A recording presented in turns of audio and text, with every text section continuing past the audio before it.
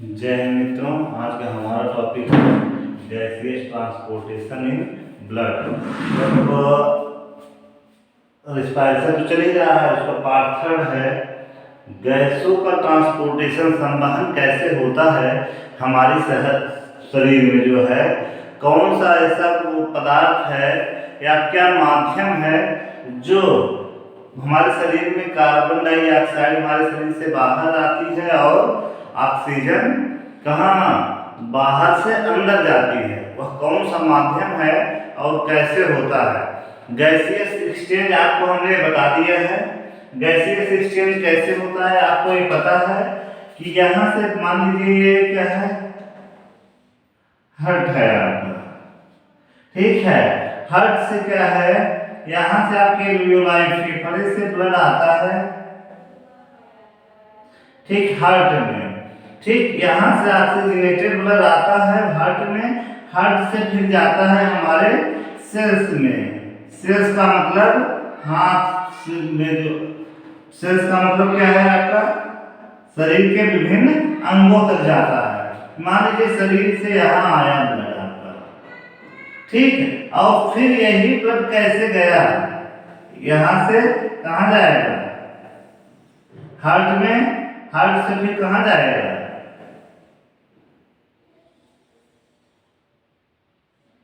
ठीक।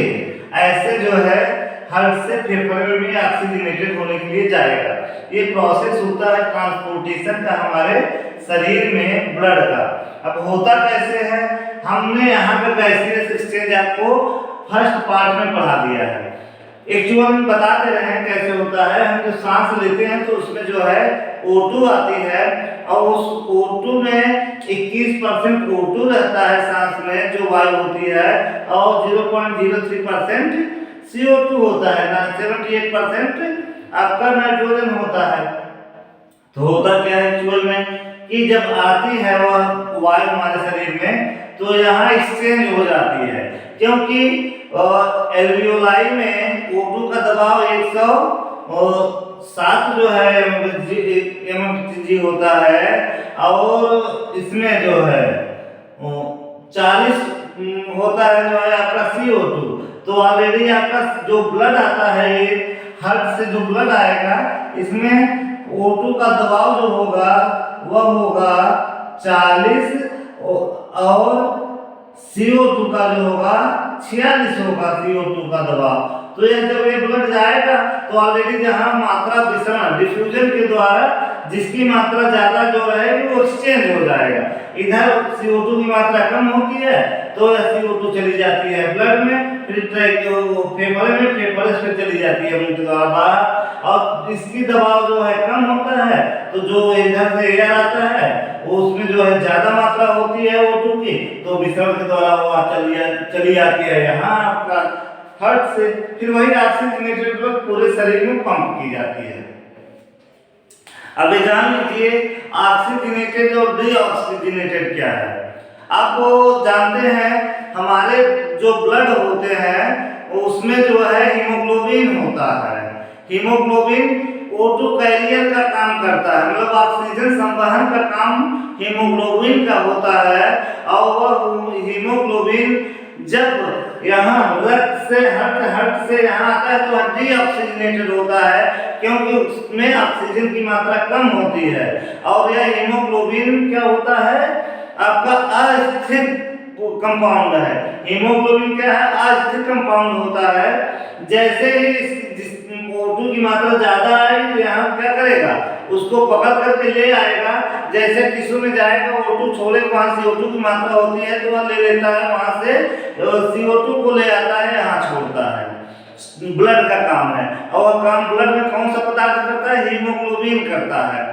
तो एक्चुअल में जो हमारी नसें हैं, जो हमारे शरीर में नसें भरी हुई दिखती हैं आपको, वेन्स हैं, शिरा हैं, और इस वेन्स में आपका हीमोग्लोबिन होता है।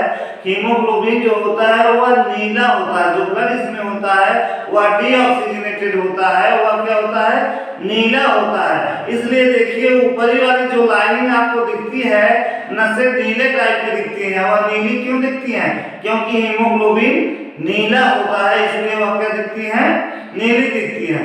जब वही जाके वो डीऑक्सीजनेटेड ब्लड फेफड़े लंग्स में जाता है, वहाँ ऑक्सीजनेटेड हो जाता है। तो जब वह ब्लड ऑक्सीजनेटेड हो जाता है, हीमोग्लोबिन ऑक्सीजन की मात्रा उसमें भर जाती है, तो वह क्या हो जाता है, लाल रंग का, लाल चमकीले रंग का हो जाता है। इसलिए डीऑक्सीजनेटेड ब्लड नीले रंग का और ऑक्सीजनेटेड ब्लड लाल चमकीले रंग का दिखाई देता है। और H1 हीमोग्लोबिन का क्या होता है, रंग नीला होता है, इसीलिए यह नीला दिखाई देता है। और दूसरी चीज, हमारा जो हीमोग्लोबिन है उसमें क्या पाया जाता है, आयरन पाया जाता है। वह आयरन फेरस के रूप में होता है। फेरस के रूप मतलब उसमें एक जो है यह डबल पॉजिटिव आयरन जो होता है वह होता है डबल पॉजिटिव फेरस के रूप में होता है। और उसमें जब कोई दूसरे ऑक्सीडेटिव मटेरियल्स आ जाते हैं, लग जाते हैं, जैसे O3, तो वह क्या हो जाता है, फेरिक में चेंज हो जाता है। वह किसमें चेंज हो जाता है, फेरिक में चेंज हो जाता है। इस टाइप के हीमोग्लोबिन को क्या कहते हैं, मिथेमोग्लोबिन कहते हैं। क्या कहते हैं, मिथेमोग्लोबिन कहते हैं। आप लोग नाम नहीं सुने होंगे। मिथेमोग्लोबिन क्यों कहते हैं, वो ऑक्सीडेशन हो जाता है और उसका आयरन किसके रूप में हो जाता है, फेरिक के रूप में हो जाती है, इसलिए इसको मिथेमोग्लोबिन कहते हैं।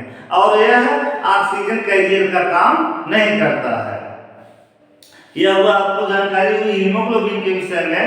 और ट्रांसपोर्टेशन कैसे होता है इसको मैंने ये बताया यहाँ। फिर ब्लड यहाँ हार्ट से जाता है कहाँ, टिश्यूज में।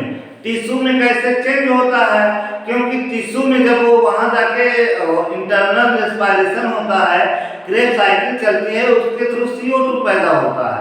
जब वो बाई प्रोडक्ट के रूप में CO2 होता है क्रेब साइकिल के थ्रू, तो CO2 का दबाव टिश्यू में ज्यादा हो जाता है उस जगह के टिश्यू में। और जो ब्लड प्रेशर से ले जाती है ऑक्सीजन वहाँ, तो ऑक्सीजन क्या कर देती है, डोनेट कर देती है, दे देती है वहाँ। और वहाँ का जो दबाव ज्यादा होता है CO2 का, उसको ले लेता है आपका क्या, और ब्लड जो आपका हीमोग्लोबिन होता है। हीमोग्लोबिन का काम क्या है, ऑक्सीजन कैरियर का काम होता है। यह आपको समझ में आया कि कैसे टिश्यू में मतलब एक्सचेंज होता है आपका गैस, कैसे एक्सचेंज होता है। वहाँ CO2 का दबाव 46 mmHg होता है, O2 का 40 ही रहता है। बट जो हमारी सांस लेने के बाद फेफड़े से और हार्ट में जो ब्लड जाता है वह ऑक्सीजनेटेड होता है। उसमें 97 जो है mmHg दबाव होता है O2 का। इसलिए जैसे ही टिश्यू में आता है, हर 2 सेल्स में होते हुए आएगा, वो आते आते कम तो हो जाता है, लेकिन अपेक्षाकृत लास्ट सेल के फिर भी O2 का दबाव उसमें ज्यादा होता है। इसलिए यहाँ पे फ्यूजन के द्वारा ब्लड जो है ऑक्सीजन ले करके CO2 लेकर के चला जाता है। यही है गैसियस ट्रांसपोर्टेशन इन ब्लड, ऐसे ही यह होता है आपका। अब दूसरी चीज देखिए, वो प्लाज्मा में तो बहुत 3% केवल संवहन होता है ऑक्सीजन का प्लाज्मा में। देखिए हीमोग्लोबिन के द्वारा, आप जान लीजिए हीमोग्लोबिन के द्वारा, इट मींस ब्लड में क्या होता है, आरबीसी में हीमोग्लोबिन, तो इसके द्वारा 97% होता है। और आपका प्लाज्मा के द्वारा 3% केवल ऑक्सीजन का संवहन होता है। क्यों, क्योंकि जल में O2 की मात्रा बहुत कम घुलनशील होती है, इसलिए। दूसरी चीज, हीमोग्लोबिन में 70% मतलब 70 गुना ऑक्सीजन कैरियर करने की क्षमता बढ़ जाती है इसमें हीमोग्लोबिन की वजह से। और तीसरी चीज आपको ये बता दें कि ये हीमोग्लोबिन बता दिया आपको, इसके बाद ये बता दें कि कार्बन डाइऑक्साइड का जो प्लाज्मा में संवहन होता है वह केवल होता है 7%, ठीक है। बट जो रक्त आरबीसी के द्वारा होता है वह रक्त के द्वारा होता है, उसमें किसके रूप में होता है, बाइकार्बोनेट के रूप में होता है। किस रूप में होता है, बाइकार्बोनेट के रूप में होता है, कार्बामिनो एसिड के रूप में होता है। इस प्रकार से जो है संवहन हमारा होता है किसके रूप में, इन सब के रूप में ब्लड का होता है, कार्बन डाइऑक्साइड का होता है। और तीसरी चीज आपको ये बताना चाहेंगे हम, जो कि इम्पोर्टेंट है आपका इसके थ्रू हुआ, कि कार्बन मोनोऑक्साइड की बात आती है। कार्बन मोनोऑक्साइड जो होता है, हीमोग्लोबिन इससे कैरियर करने की, कार्बन मोनोऑक्साइड को कैरियर करने की क्षमता इसकी बहुत ज्यादा 250 गुना बढ़ जाती है हीमोग्लोबिन की। इसलिए जैसे ही किसी स्मोक एरिया में आता है कार्बन डाइऑक्साइड, तो अपेक्षाकृत ऑक्सीजन की अपेक्षा इससे ज्यादा रिएक्ट करके बांध लेता है, और वह सांस जो है लेने में बहुत प्रॉब्लम होता है और प्राण घातक हो जाता है कार्बन मोनोऑक्साइड, क्योंकि यह फिर ऑक्सीजन को लेने नहीं देगा। इतना ज्यादा रिएक्शन करने की क्षमता हीमोग्लोबिन से है कार्बन मोनोऑक्साइड की, कि यह ऑक्सीजन को लेने ही नहीं देगा, खुद उसके साथ बंध जाएगा और वह चला जाएगा ब्लड में, और जिससे सांस लेने में दिक्कत होगी, धीरे धीरे आदमी जो है घातक बहुत ज्यादा हो जाता है कार्बन मोनोऑक्साइड। इसलिए हमेशा जो है जहाँ धुआं वाला ज्यादा होता है, चिमनियाँ ज्यादा होती हैं, वहाँ श्वास की प्रॉब्लम बहुत ज्यादा होती है। यह हमारा रहा टॉपिक आपका आज का। जैसे आपको दूसरी चीजें हैं ह्यूमन बींग्स में, कशेरुकों में जो है मोस्टली जानवरों में आपका जो ब्लड में रंगा पदार्थ होता है वो होता है हीमोग्लोबिन, लेकिन कुछ आर्थ्रोपोड मोलस्क में जो होते हैं उसमें एक दूसरा रंगा पदार्थ होता है, उसे कहते हैं हीमोसाइनिन। क्या कहते हैं? हीमोसाइनिन। हीमोसाइनिन होता है, यह लवयुक्त नहीं होता, यह तांबा का होता है। किसका होता है? कॉपर इसमें होता है, जो पदार्थ होता है वह तांबा होता है, और यह काम करता है किसका? कैरियर का काम करता है, रक्त परिसंचरण का काम यह करता है उनमें जो है हीमोसाइनिन, और तांबा युक्त होता है, यह भी एग्जाम में पूछा जाता है।